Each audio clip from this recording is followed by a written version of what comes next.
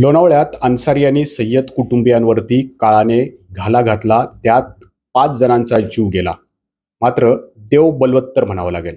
त्यातले 5 जण वाचले आणि याच 5 पैकी एका मुलीला जीवदान दिलेले डॉक्टर आत्ता आपल्या सोबत आहेत. सर, नेमकं त्यावेळी त्या मुलीची परिस्थिती काय होती? तिची हार्टबीट बंद झाल्याचं बोललं जात होतं आणि तुम्ही तिला कसं वाचवलं? आम्ही जेव्हा बघितलं तेव्हा तिथं भरपूर जमा झाला होता आणि एका माणसाने त्या मुलीला बाहेर ओढून जस्ट पाण्याच्या बाहेर काढलं होतं.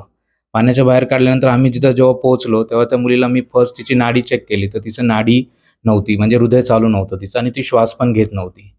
तर मग मी आणि माझा एक मित्र डॉक्टर श्रीनिवास गांधारी, जे हैदराबादचे आहेत, तर आम्ही दोघांनी मिळून तिला CPR आणि तिला माउथ टू माउथ ब्रीथिंग दिलं. असं आम्ही कमीत कमी 4 ते 5 अटेम्प्ट केल्यानंतर त्या मुलीने पहिला श्वासाचा धसका घेतला आणि तिथून थोडंसं तोंडातून पाणी बाहेर आलं. त्याच्यानंतर आम्ही तिला तिथून उचलून वर घेऊन हॉटेलजवळच असलेल्या हॉटेलला तिला गरम कपडे आणि ते करून तिला रिट्राईव्ह करण्याचा प्रयत्न केला तिथून.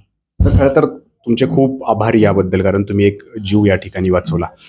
परंतु प्रत्येक वेळेला अशा प्रकारच्या ज्या वेळेला घटना घडतात, काही मुलं पाण्यात बुडालेली असतात, त्यांना बाहेर काढलं जातं आणि वेळीच त्यांना उपचार या ठिकाणी भेटत नाहीत. तुम्ही त्या ठिकाणी होतात म्हणून, पण प्रत्येक वेळी डॉक्टर तिथं नसू शकतो. तर उपस्थितांनी नेमकं कसं कार्य करायला हवं? जे तुम्ही CPR दिला होता ते नेमकं कसं द्यायला हवं आणि त्यांचे जीव वाचवायला हवे? CPRची जी ट्रेनिंग आहे ते आम्हाला वैद्यकीय डॉक्टरांना किंवा आमच्या क्षेत्रातले पॅरामेडिकल्स यांना प्रत्येकाला दिलीच जाते. तसंच आमच्या इंडियन मेडिकल असोसिएशन थ्रू बऱ्याच लोकांना, म्हणजे नॉर्मल लोकांना सुद्धा CPRची ट्रेनिंग दिली जाते. त्याच्यामध्ये तुम्हाला हृदयाला कंप्रेशन देऊन त्याच वेळेस त्या पेशंटला ब्रिथिंग पण द्यावी लागते.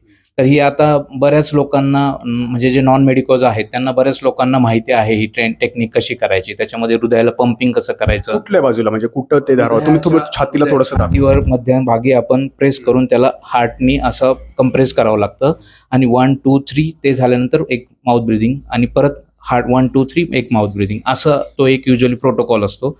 हे बऱ्याच नॉन मेडिकल लोकांना पण माहिती आहे आणि इंडियन मेडिकल असोसिएशनच्या माध्यमातून आम्ही तळेगाव किंवा PCMC एरियामध्ये पण बऱ्याच कार्यशाळा घेतलेल्या आहेत इथे, की ज्याच्यामध्ये जी नॉर्मल लोक आहेत त्यांना सुद्धा CPRची माहिती मिळावी म्हणून.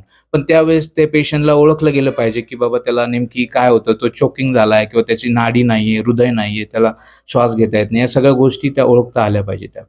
तर त्या मुलीसाठी हे डॉक्टर आणि त्यांचे इतर मित्र डॉक्टर जे आहेत ते खरं तर देवदूत बनूनच धावून आले होते. बऱ्याचशा अशा घटना पर्यटन स्थळी घडत असतात, त्यावेळेला त्या सर्वांनी या डॉक्टरांचं अनुकरण करण्याची गरज आहे. नाजिमुल्ला, ABP माझा, पिंपरी चिंचवड. ABP माझा, उघडा डोळे बघा नीट.